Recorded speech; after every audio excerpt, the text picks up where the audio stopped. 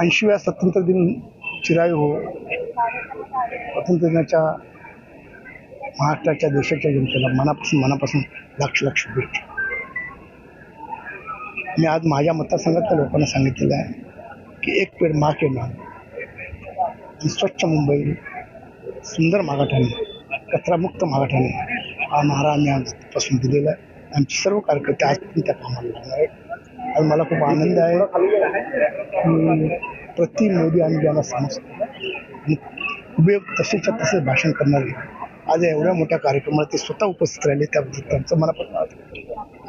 त्यांनी शपथ खाल्लेली आहे की ड्रग्स मुक्त करून टाकू मुंबईमध्ये, असे देवेंद्र भारती साहेब आणि त्यांची सर्व टीम आणि ते पोलीस अधिकारी जिथे आलेले आहेत. आणि मला खात्री आहे, मला DCP साहेबांनी शब्द दिला आहे 2 महिन्याच्या आत मागाठाणे पूर्ण ड्रग्स मुक्त होणार आहे. तर तुम्ही सर्वांचं तुमच्या भाषणात विनंती करू इच्छितो.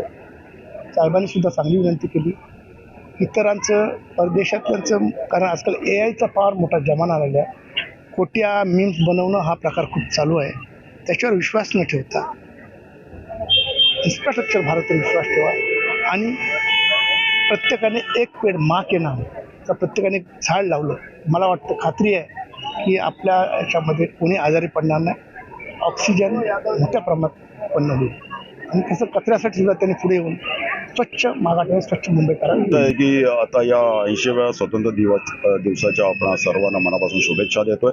आणि माझं भाग्य आहे की आज प्रकाशदादांबरोबर मला तिथे व्यासपीठावर बसता आलं आणि लोकांबरोबर संवाद साधता आला. परंतु प्रकाशदादा काय ऐकून माहिती होतं, आमची एकदा दोनदा अशी वरचेवर भेट झाली होती, पण इथे आल्यानंतर त्यांच्यावर जी जनता ज्या पद्धतीने प्रेम करते त्याच्यानंतर तर मी अतिशय थोडासा एक्साइट झालो आणि म्हणूनच त्यांच्यावरती 4 शब्द बोललो.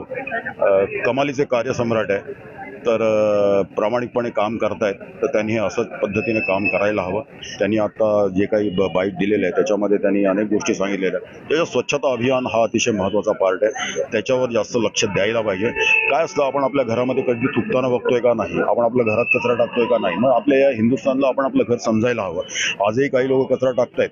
काल मी स्वच्छता अभियान केलं, जूला जाऊन खूप कचरा त्या बीचवर आलेला होता. ते अभियान मी त्याच्यात भाग घेतला होता, पण ते सगळं बघून वाईट वाटतं.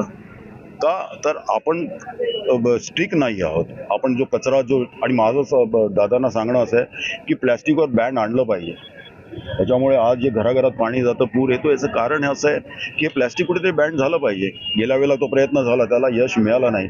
आपण कुठेतरी पुढाकार घ्या आणि आपल्या जे आहे संवेदनशील उपमुख्यमंत्री शिंदे साहेब जे बोलतात ते करतात, तर त्यांनी पुढाकार घेऊन पहिलं ते काम करायला पाहिजे असं मला वाटतं. दरवर्षी या मागाठाणे विधानसभा मतदारसंघाचे आमदार सन्माननीय प्रकाशदादा सुर्वे यांच्या नेतृत्वाखाली हा स्वातंत्र्य दिवस साजरा केला जातो. आजही तो साजरा केला जात आहे. आज 80वा स्वातंत्र्य दिवस आहे आणि मोठ्या आनंदामध्ये आणि उत्साहामध्ये आणि अभिमानाने हा साजरा केला जातोय.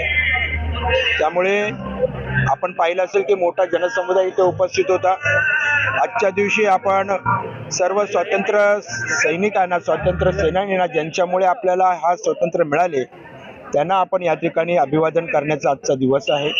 आज आपण सर्वांनी त्या जवानांना आपण सलाम करूया की जे सीमेवरती उभे राहून तासनतास आपल्या सर्वांचं संरक्षण करतात.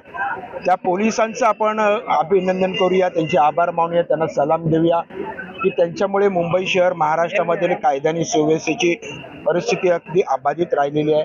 आणि आनंद वाटतोय की 80 वर्ष झाल्याच्या नंतर भारत देश, आमचा हिंदुस्थान, आज ह्या संपूर्ण जगातील 3री महासत्ता होण्याच्या दिशेने आगेकूच करतोय. सर्व क्षेत्रामध्ये मोठ्या प्रमाणावरती प्रगती होते. आपण IT विभाग म्हणाल, वायुदळ म्हणाल, आणखी इन्फ्रास्ट्रक्चर आहे आपला, खूप प्रमाणामध्ये आपल्या या भारताने नरेंद्र मोदी साहेबांच्या, पंतप्रधान आमच्या आदरणीय यांच्या नेतृत्वाखाली खूप चांगली प्रगती केलेली आहे. 80वा स्वातंत्र्य दिन आहे, याबद्दल अतिशय खूप आनंद वाटतोय. आणि आज दरवर्षीप्रमाणे दादांच्या ऑफिसच्याकडे कित्येक वर्षापासून इथे स्वातंत्र्य दिन असो, प्रजासत्ताक दिन असो, हा साजरा करण्यात येतो. आणि आज तर अजून एक छान अशी गोष्ट होती की स्वतःच नरेंद्र मोदी सारखे दिसणारे व्यक्तीला आज दादांनी इथे बोलवलेलं. आज त्यांचं तोंडामधून अगदीच नरेंद्र मोदी स्वतः इथे आल्यासारखं आम्हाला वाटलं आणि त्यांचं भाषण ऐकून सगळ्यांमध्ये अतिशय जोश हा आलेला आहे. तसंच आज सर्वांनाच, जसं आमचे पोलीस निरीक्षक सगळे इथे उपस्थित होते, त्यांनी जेनझीना खूप चांगला असा आदेश दिलेला आहे की आज तुम्ही बघतील एवढं सारं सोशल मीडियावरती प्रत्येक जेनझी आहे तो इंस्टाग्राम फेसबुकवरती काय ना काहीतरी बघून ते स्वतःचे विचार मांडतात. पण मला त्यांना सांगायचं आहे, जसं पोलीस निरीक्षक साहेबांनी देखील सांगितलं की तुम्ही फक्त सोशल मीडियावरती बघून तुमचे विचार मांडू नका. तुम्ही स्वतःच्या बुद्धिमत्ताने तुम्हाला जे वाटतं ते तुम्ही पुढे करा आणि काहीही झालं तरी आपल्या देशासाठी उभे राहा. आज बरेच जागी असं होतं की स्वातंत्र्य दिन असो, प्रजासत्ताक दिन असो, त्या टायमाला लोक उठतात आणि रडतात हे विचार करून की आम्ही ह्या देशामध्ये, या देशाची परिस्थिती एवढी खराब आहे, इथे रस्त्यांचा प्रॉब्लेम आहे, इथे शिक्षणाचा प्रॉब्लेम आहे, एज्युकेशनचा प्रॉब्लेम आहे, काम भेटत नाही आहे. पण मी त्यांना सांगेल की कितीही झालं तरी ह्या देशाने आपल्या प्रत्येक व्यक्तीला खूप काय दिलेलं आहे. त्याचा आदर सत्कार तेवढाच करा आणि तसेच तुम्ही पुढे चाल, एवढंच बोल.